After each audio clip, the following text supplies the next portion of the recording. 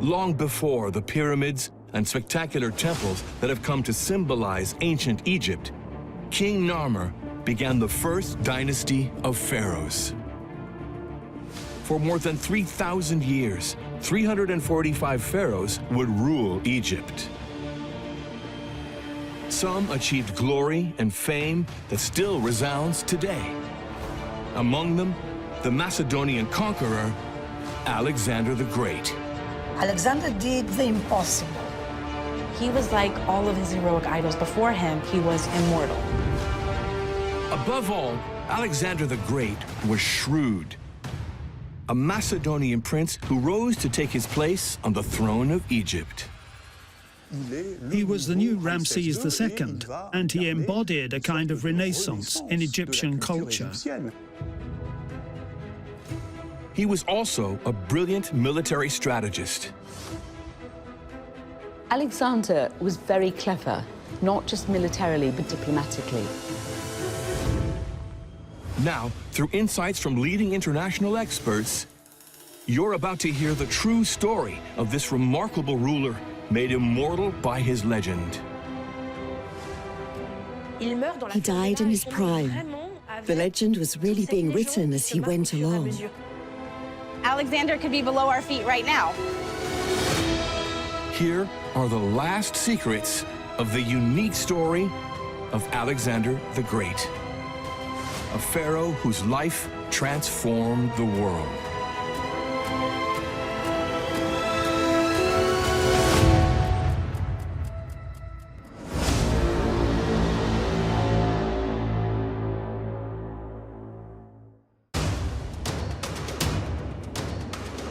Alexandria. With 4 million inhabitants, it's Egypt's second most populous city after Cairo. And yet, 2,300 years ago, there was no reason to expect the region to become one of the most attractive locations in the Mediterranean world today. It owes its existence to the dream of a 25-year-old man and one of history's greatest heroes, Alexander the Great. Alexander the Great is perhaps one of the most romantic of the world's conquerors, kings. There are so many stories about him, and in fact, even during his own lifetime, he was celebrated as a hero and hailed as a god. Alexander the Great is one of the top 4 or 5 greatest conquerors in history. I'd say he's on the same level as Julius Caesar, Napoleon, and Genghis Khan. He's probably the best embodiment of the idea of a legendary conqueror, someone who was young, who was truly intelligent, and had a whole entourage of people around him that would help him in his incredible conquest. His extraordinary destiny was a turning point in the history of the Mediterranean and Asian worlds. This visionary and intrepid leader devoted the 13 years of his reign to the fulfillment of a unique dream, that of creating a universal empire at peace. His political action as a universal ruler, he prepared the world for something that he had never seen. A creative synthesis of cultures that led to the creation of the Hellenistic era, the most multi-ethnic and multicultural society in the human history. Never before had there been such a large empire. No one had ever managed to win so many victories and extend the boundaries of their empire so far. It's hard to imagine, but half of the known world was under Alexander's control. Against all odds, this young Macedonian king became the Pharaoh of Egypt at the age of 25. Alexander the Great would remain in the land of the pyramids for just 5 months of his life. 5 months during which he became not only one of the most iconic rulers of this legendary land, but also a living god. 5 months were all it took for him to revolutionize the history of this incredible civilization. It was a period of tremendous upheaval, both for Egypt, which entered a new era of greatness, and for Alexander, who emerged from Egypt, a changed man. What motivated someone to do this? What was his character? Is something that is a bit of a mystery and still a question we would like to know. To understand how a young Westerner came to dominate one of the most powerful civilizations of antiquity, we need to go back 25 years and travel to the other side of the Mediterranean Sea. July 22nd, 356 BCE in Pella, the capital of the Kingdom of Macedonia, located 3,000 kilometers from Alexandria. Some of the remains of this ancient city have been miraculously preserved, giving us a glimpse into its once majestic beauty. He was born on the evening of the burning of the temple of Artemis in Ephesus, an arson attack that left a deep impression on the ancient world, leading some authors to say that the goddess Artemis was so busy bringing Alexander into the world that she failed to protect her own temple. Even his birth heralded an extraordinary fate. The first step in his destiny was to make his imposing father proud. Archaeological research has uncovered a veritable treasure trove evoking his power. The tomb and armor of the father of the future Alexander the Great, Philip II, King of Macedonia. His father, Philip II, was a fierce warrior, quite wealthy, hard drinker, womanizer, and also a very, very cunning commander. Philip II was raised in the military. He was brought up and educated and learned the best of the Greek tactics known to man. This military leader was driven by a dream that would influence the mind of the young Alexander the Great, that of uniting Greece and taking revenge on their hereditary enemies, the Persians, and their immense empire. Greece and Persia were long enemies by the 4th century BC. They had a 50-year war in the beginning of the 5th century, and this was a long conflict that created extensive animosity between these two regions. The Persian king became really the person that controlled political affairs in Greece. Macedonia was a new political power. Macedonia had an army, a big army. Macedonia could confront the Persians. Within a few years, Philip II succeeded in creating a coalition of Greek states and was ready to attack the Persians. Simultaneously, he ensured Alexander had the best education possible at the time. It was both an athletic and an intellectual education. Alexander the Great was a consummate athlete. He practiced the pentathlon, which included running, discus throwing, javelin throwing, the long jump, and wrestling. He was also an excellent horseman. Alexander, a model pupil, managed to prove his father wrong in a moment that would become part of the legend of the future pharaoh, the taming of the horse Bucephalus. His father, Philip II, saw this horse that was quite wild, running around, and all these people tried to mount it, and no one succeeded. Philip was about to send the horse away, and Alexander said, "Father, let me try." And his father sort of went, "Pah." Alexander, who was very cunning, understood that the horse was afraid of his own shadow, so he jumped on his back and raised the horse's head towards the sun. He turned the horse so that there was no shadow, and he leapt onto his back, and then they rode. And after that, Bucephalus and Alexander could not be parted. But it wasn't enough to be a good leader of men. To become the perfect head man, Alexander would need to learn from the best. When he was 13 years old, his father entrusted him to the greatest Greek scholar of the time, Aristotle. Aristotle knew everything there was to know in the 4th century BCE. He taught Alexander history, geography, literature, and politics, and aroused Alexander the Great's scientific curiosity. This was how Philip II prepared Alexander to one day take the throne. But even though he was the king's son, the young prince had competition. His father's second wife gave birth to 2 more sons, a development that, according to some sources, did not please Alexander's mother, Queen Olympias. Olympias was incredible, like a character in a novel. She was very much above the fray.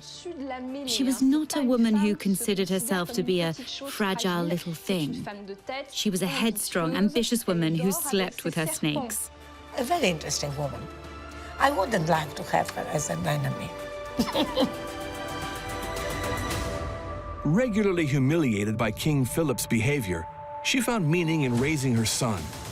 She trained him to become a great ruler, telling him that he was the son of Zeus, the god of heaven and lightning, and the most important of the Greek gods. She did what all the ambitious mothers of antiquity did. She conditioned him to become an extraordinary man. She put enormous pressure on him, boosting his ego as much as possible. She was a very strong woman. She wanted to interfere in politics, and she did. Definitely she did.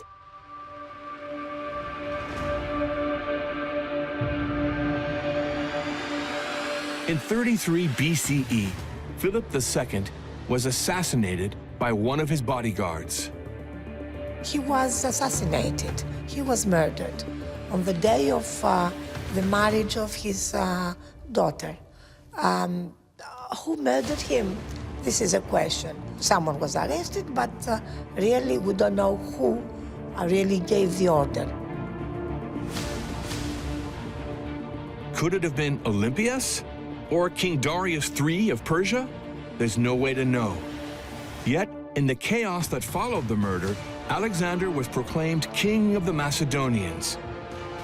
He was just 20 years old and still needed to prove himself, but he knew he was ready. Alexander learned from his father. He was taught by his father, and he was very brave. That was from the beginning.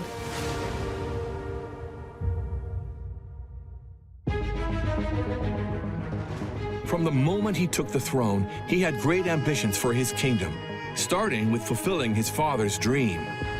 Alexander's father, Philip, had already thought about trying to stop the Persians, but he died before that could happen. Alexander, however, decided that this was his fate and his destiny, and so he decided to go and take the army, improve upon it, and march against the Persians. He undertook a seemingly impossible and insane mission to conquer the immense Persian Empire with just 40,000 men. Nearly everyone expected him to lose. The Persian Empire was the largest in the world at the time. It extended from the Balkans to the Indus Valley. To attack it was to take a massive risk. But that didn't scare Alexander, who was determined to make history. Unfortunately, as his father's army prepared to pursue the Persians, Alexander had to face an unexpected enemy within. Philip II's death had weakened the coalition of Greek states. But in just a few months, the young king accomplished the feat of restoring order to the Greek world, displaying extraordinary leadership. It was because he won his spurs on the battlefields of Greece that he was able to raise an army that would follow him to the literal ends of the earth. Alexander was already recognized by his army as an extremely intelligent military leader. He was a great strategist. The young king of Macedonia didn't know it yet, but he was at the beginning of a campaign that would last 8 years. 8 years that would take him to the ends of the earth and to the throne of Egypt.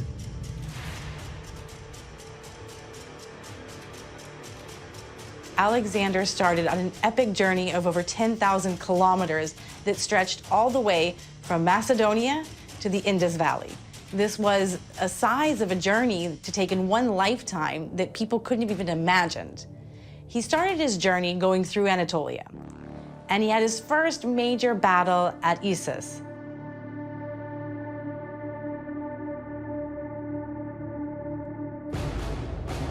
After a year and a half of military victories, Alexander had a date with history at the edge of present-day Syria in Issus.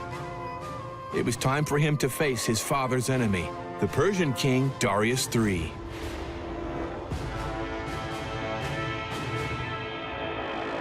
Darius III shows up to the battle very confident he was going to win.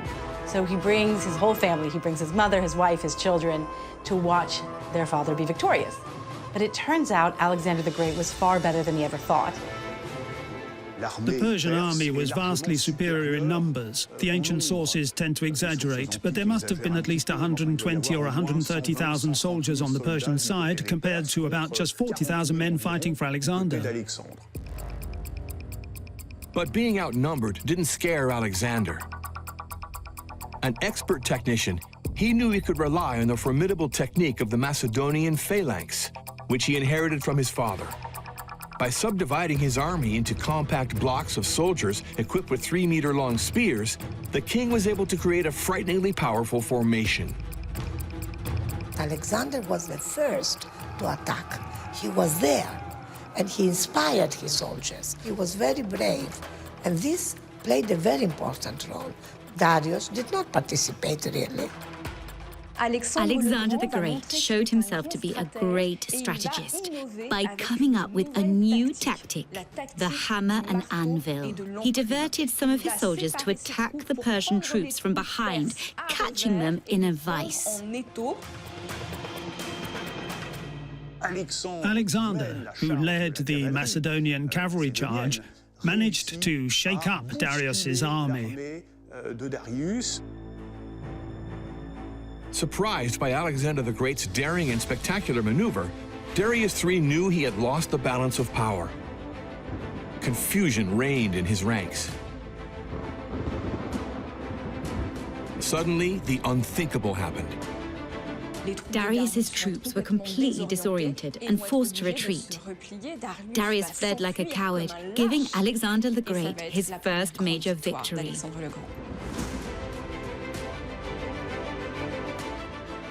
It was a shameful retreat.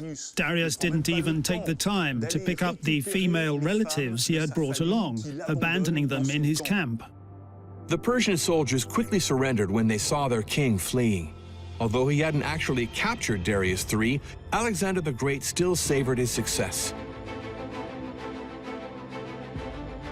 He had just defeated the most powerful army in the world, losing only a handful of men in the process.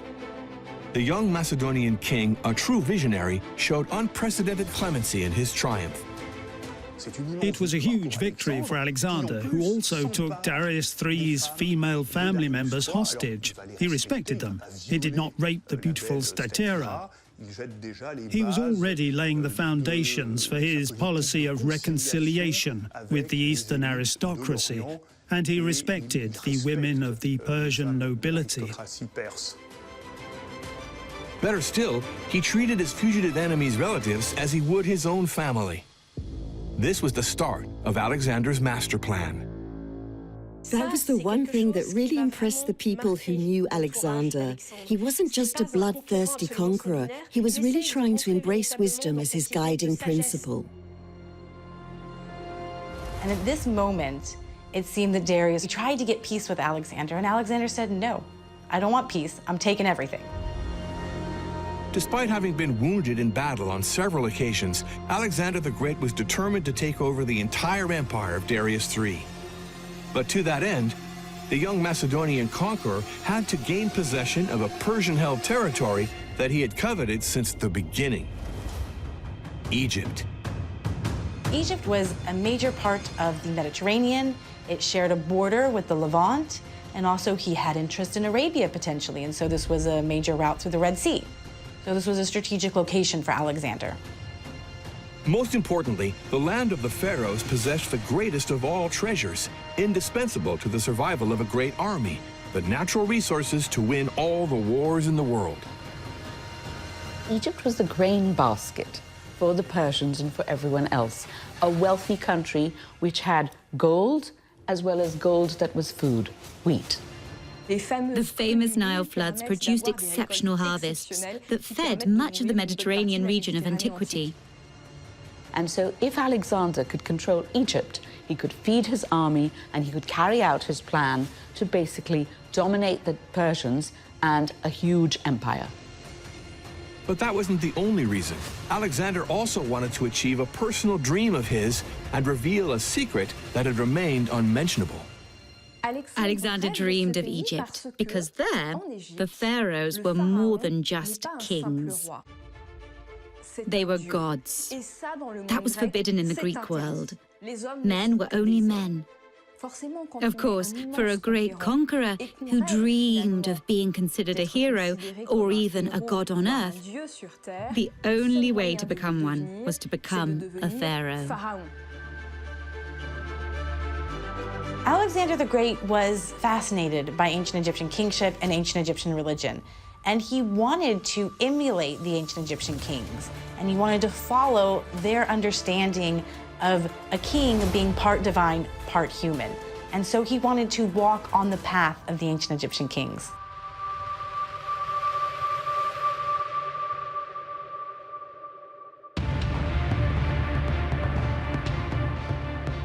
When Alexander the Great and his army arrived in Egypt in 332 BCE, the land of the pharaohs had lost some of its luster. It was no more than a shadow of the extraordinary civilization that had fed the fantasies of Greek philosophers. The Egypt of the pharaohs in the 4th century BCE was no longer what it had once been. There were no more great pharaohs. The country was already in decline, as if it were reaching the end of a cycle. The Egyptians had been ruled by the Persians, and they did not like them at all. And so they were very happy when the idea that Alexander might come and liberate them from the Persians came about. Alexander the Great easily defeated the Persian garrisons at the gates of the Nile. When he arrived in Pelusium, he was welcomed with honor by the Egyptians. Alexander was hailed as a true liberator by the Egyptians, who had a negative image of the Persians. Despite having to swim against the tide, Alexander also won the battle for people's hearts. Where the Persians had failed over several centuries of colonial presence, he succeeded in winning the love of the Egyptians. Alexander was very clever, not just militarily, but diplomatically. And he knew that in Egypt, the way to win the hearts and minds was to get rid of the Persians, but also to adopt Egyptian customs. And this is something that he did by worshipping the gods. A few days later, Alexander arrived in Memphis, the capital of northern Egypt, where the great pharaohs of the Old Kingdom, such as Djoser, Khufu, and Khafre, had reigned. It was here, in this symbolic place, that he was received by the high priest of Ptah, the god of the city. This meeting would forever change the destiny of the young conqueror on Egyptian soil.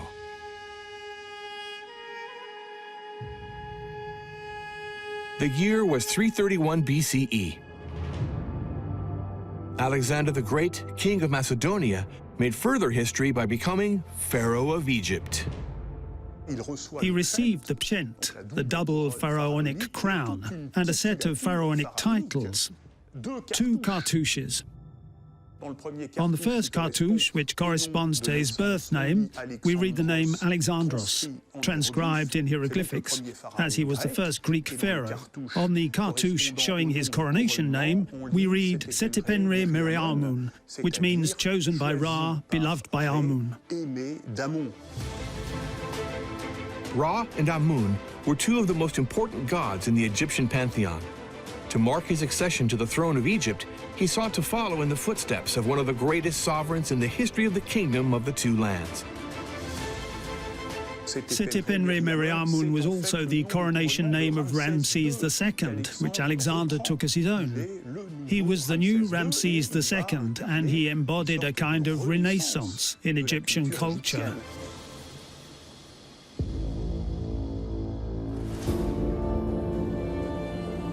One of the first things Alexander the Great did as pharaoh was to show respect for Egyptian traditions. Our teams have obtained permission to enter a unique site that will take us into the heart of the early days of Alexander's reign in Egypt. Egyptologist Salima Ikram will be showing us behind the doors of the Serapeum of Saqqara, located just a few kilometers from Memphis. We are here at the Serapeum at Saqqara, and behind these doors lie the tombs of the sacred Apis bulls. The Apis bull was a sacred bull thought to contain the spirit of the god Ptah. So during this animal's lifetime, it was worshipped, it was looked after, it had oracular powers. And when it died, it was buried with great pomp and circumstance in a tomb in the Serapeum. Alexander the Great had the privilege of burying a sacred bull. It was a milestone in the life of a pharaoh. For a pharaoh, it was a great honor if he could install an Apis bull during his reign, but this didn't always happen because, of course, it depends on how long a bull lives and when it chooses to die. As with the pharaohs themselves, the bull's corpse was mummified during a 70-day ritual. Although Egyptologists do have some information on its burial, the remains have not been found. It's impossible to know which of these 19 tombs might have housed Alexander's bull. We unfortunately don't know which Apis it was because there are no inscriptions or anything that would really tell us. But we do think that there was the burial of one Apis and the installation of a new one during Alexander's reign. So probably one of the other sarcophagi in this section of the Serapeum belonged to Alexander the Great's Apis bull.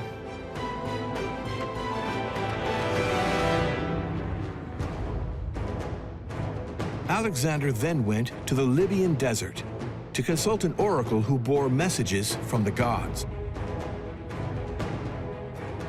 He wasn't just any oracle. He was the bearer of the word of a god unlike any other, Zeus Ammon.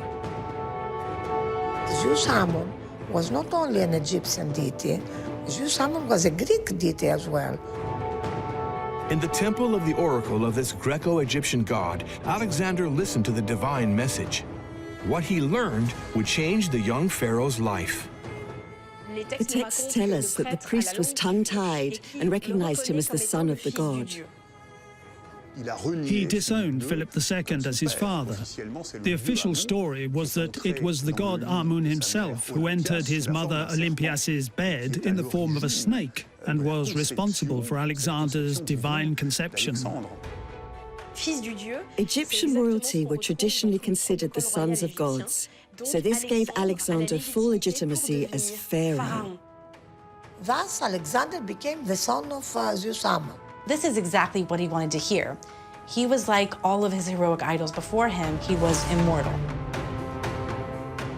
And this, of course, was very much in the Egyptian tradition. So by doing this, by following Egyptian rules, by showing himself as an Egyptian, he won hearts and minds, and therefore really managed to conquer Egypt and established this as a stronghold for his empire. In just a few months, Alexander laid the foundations for a new Egypt, founding the 32nd Egyptian dynasty.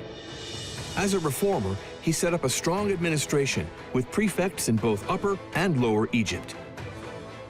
Until then, Egyptian civilization had been in decline under Persian domination. With Alexander, the time of decadence came to an end, and a religious and architectural renaissance began.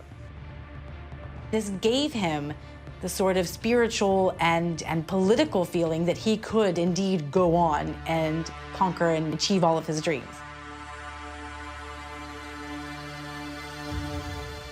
Following in the footsteps of the 300 pharaohs who had ruled Egypt before him, Alexander, who now believed himself to be a god, had himself portrayed as such.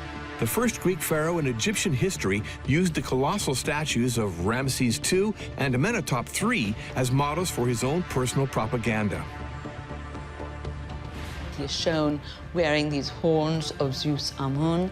The coinage that was struck also shows him with these special horns, and he was really regarded with great warmth, it seems, by the Egyptians. Representations of Alexander the Great in Egypt remain rare, so much so that some of them raise questions, like this monumental statue at the Egyptian Museum in Cairo. Egyptologist Meredith Brand explains the mystery surrounding this colossus. Everything about it looks like Alexander. He's got a Greek kind of tousled hair underneath a very Egyptian crown. He's wearing the kilt that we connect with ancient Egyptian kingship. And in many ways, this is how Alexander showed himself. But there's a controversy around this colossal. It doesn't have an inscription. Might this be the statue of Alexander the Great as pharaoh? It's impossible to say for sure, but when you compare his face with that of this statue, there's a clear resemblance. This is the real Alexander the Great. He's young, he's energetic, he's intelligent, he's active. This statue is almost like a propaganda feature for Alexander the Great. It shows him to the world as someone who is athletic, strong. His hair is loose and almost like perpetually in motion, like this is a young man running. He's got a mission. And it shows him as this vital conqueror.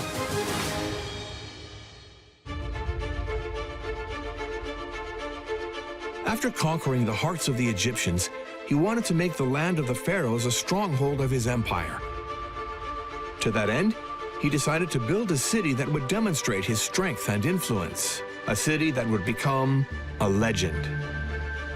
Alexander had to found a new capital because Pella was too remote at this point, considering all the new land he had conquered. Alexander was someone who was a great forward thinker as well, and he looked basically the topography of the north coast of Egypt, and he thought, we need ports, we need ways of getting to and fro, trade, military movement. One of the most mythical cities of antiquity, the first of some 20 Alexandrias that would eventually be built throughout the empire, the Egyptian Alexandria, as imagined by the Macedonian pharaoh, was a vast, luxurious city. They built palaces, the Lighthouse of Alexandria, and the Great Library. Alexandria became the jewel of the Mediterranean. It was one of the most beautiful cities in the world. In essence, Alexandria was the most cosmopolitan city ever known at the time. But Alexander would never see his capital city complete. When he left Egypt in the spring of 331 to pursue his dream of conquering the Persian world, little did he know that he would never return to Egypt in his lifetime.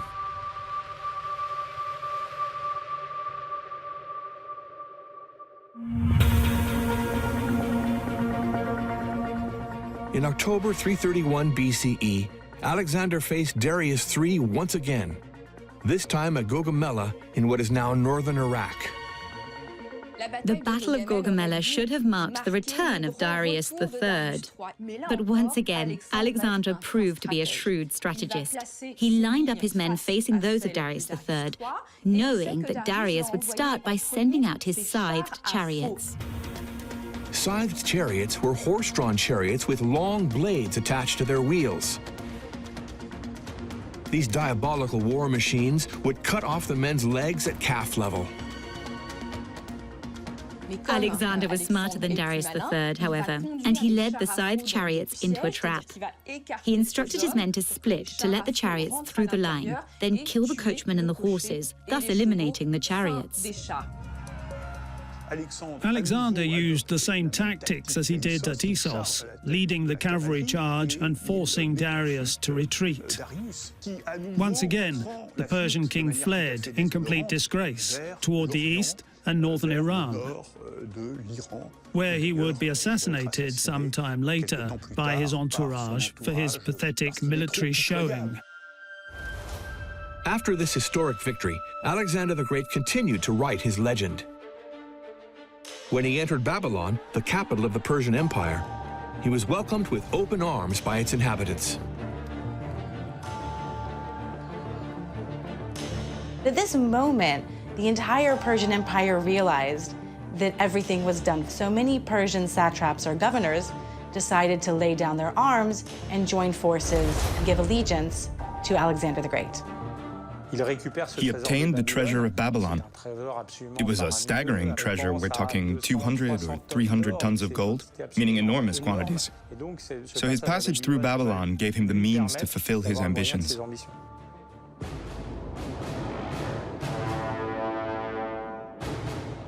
Between October 331 and spring 325 BCE, Alexander conquered the entire Persian Empire. He went even farther, where no Western conqueror had gone before, to the banks of the Indus between India and present-day Pakistan. He made conquests from northern Greece to the gates of India, all in just a few years. It was an epic undertaking, something straight out of a fairy tale. Despite being seriously wounded, Alexander nevertheless managed to lead his army to victory in India. But mistrust was growing in his ranks. Tired of his dreams of conquest, some of his soldiers wanted to return to Macedonia. What's more, Alexander had married a Persian princess, Roxanne, which was frowned upon by his men. It was not something that he introduced. Political marriages for political reasons existed in all history of Macedonian royal families. She was not Greek. She was a barbarian, and that was difficult. And he was criticized by his friends, by his companions. We know that there were quarrels and problems. With instability in his ranks, Alexander became paranoid and turned to alcohol for consolation. Although he was growing increasingly unpredictable, his dreams of glory didn't stop there. He remained in Babylon while preparing his conquest of Africa. But he would never leave the city again alive. In the winter of 324 BCE, Hephaestion, his lifelong friend and the true love of his life, died of an illness. The inconsolable pharaoh Alexander the Great consulted the oracle of Amun. After his visit, he decided to dedicate a hero cult to his lover. Hephaestion became an unforgettable mythical and legendary figure. His death marked the beginning of the end for the great conqueror. On May 31st, 323 BCE, Alexander held a massive banquet for his guests. He drank more and more without stopping. Suddenly, in the middle of the feast, he collapsed as if struck by lightning.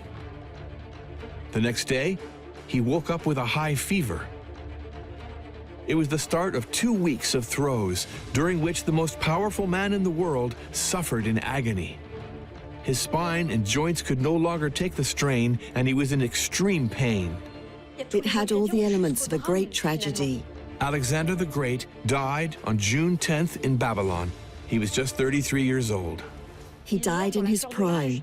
The legend was really being written as it went along. Nobody expected Alexander to die, and the texts tell us that his body was simply left there for a while. People were in such a state of shock that they didn't know what to do. The cause of his death remains shrouded in mystery. How could this warrior, who defeated even the most powerful enemies on the battlefield, die so young? In the ancient sources, he's generally said to have died of poisoning, but modern-day historians doubt that was the truth. Some say he died of fever, others say it was some form of alcohol poisoning. What really happened? Alexander had traveled to uncharted territories. Could he have caught some incurable disease?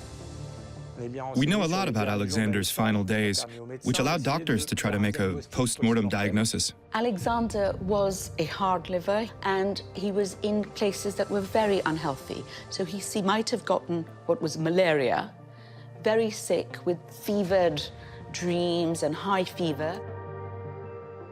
His unexpected death marked the end of his conquests and his dream. Never before had there been such a large empire. No one had ever managed to rack up so many victories and extend the boundaries of their empire so far. How were they to honor the memory of this legendary conqueror? What were they going to do with the body of Alexander the Great? They couldn't leave it in Babylon, but there were only so many ways to transport it. They decided to do as they did for the pharaohs and mummify him. In Macedonia, the tradition was to cremate the body of the deceased. But that's not what Alexander wanted. Before his death, he had confided to those close to him that he wished his body to be mummified and buried in the temple of Amun at Siwa in Egypt, where he had heard the revelation of the gods.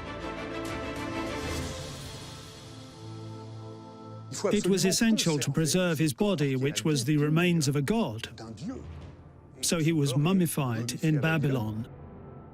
But the king's decision to be buried in Egypt as a pharaoh was not respected. His mummy became a pawn in what was the beginning of a terrible war of succession. Although Roxanne was pregnant with Alexander the Great's son, the rightful heir to his throne, his loyal generals undertook a merciless battle to replace him. There were no clear successors who were old enough to deal with anything. And so, naturally, all of this sort of started to create conspiracies, and his empire started to break up with the different generals wanting to take parts of it. Just as the body of the great conqueror was on its way to the royal necropolis of his dynasty at Aige in Macedonia, the unthinkable happened. Ptolemy, the governor of Egypt and one of Alexander the Great's most loyal generals, sent his men to attack the convoy. Ptolemy knew that the person who buried the king of Macedonia could claim successor. So he decided to hijack the body and take it to Egypt so that he could bury Alexander. Of course, once Alexander was there, Ptolemy had complete legitimacy over Egypt and a large part of the Eastern Mediterranean, and he took over and had Alexander as sort of someone who gave Ptolemy legitimacy to rule. Ptolemy had the pharaoh's body mummified once again and buried it temporarily in Memphis before moving it to Alexandria. There he displayed the mummy in a magnificent sarcophagus inside a tomb that was to be his final resting place. This amazing crystal sarcophagus, which was filled with honey, and his body was suspended, and he looked as if he was still alive. And of course, this was very potent because he was like the sleeping king who was come back one day, rise again, and save his country. It was in the 3rd century, when Egypt was under Roman domination, that the body, sarcophagus, and tomb of Alexander the Great were lost to the twists and turns of history. Since then, finding them has been the object of an insatiable quest by archaeologists of all kinds. But the task is far from simple. He might have been buried somewhere near here. We know, according to ancient historians, that Alexander was somewhere in the public parts of the city. And that's where we're standing now, according to the map. So who knows? Alexander could be below our feet right now. It's out of the question today to start knocking down buildings just to see what's underneath, but it's still a great mystery. We don't know where Alexander is. Over the past century and a half, more than 60 archaeological operations have been carried out to no avail. But one site in Alexandria continues to intrigue Egyptologists. It's closed to the public, but we obtained special permission to enter with Thomas Fauché, director of the Centre d'études Alexandrines. This is the Alabaster Tomb. It's an extraordinary monument with large sections of alabaster walls, reminiscent of Macedonian tombs. This tomb of alabaster, a naturally white material, is located near the old Canopic Way at the gates of the city, a heavily trafficked location during the period after Alexander's reign. Its architecture is reminiscent of the tomb of Philip II, Alexander the Great's father. On the outside, it was covered by a tumulus, or mound of earth, exactly like the Macedonian burials discovered in northern Greece. This tomb is accessible via a staircase, but the exterior is covered with soil, so the external portion is not decorated, since it's not visible to the public. You have to imagine a staircase, an antechamber, and then the naos, where King Alexander's sarcophagus would have been.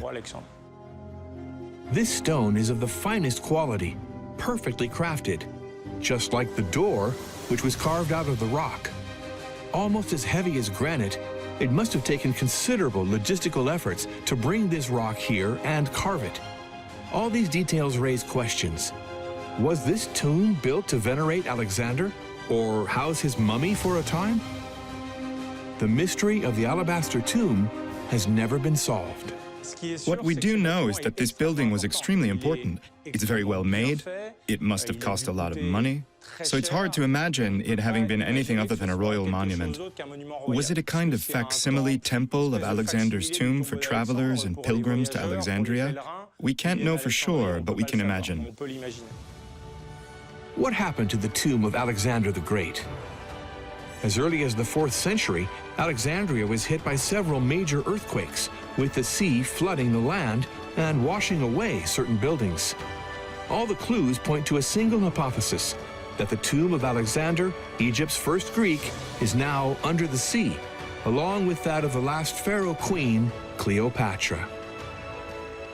The search for Alexander's tomb will forever continue, even though it's extremely likely that the sarcophagus will never be found. But the story goes on and the legend continues. People want to find something tangible. There will always be new excavations to try and determine at least the location of Alexander's tomb.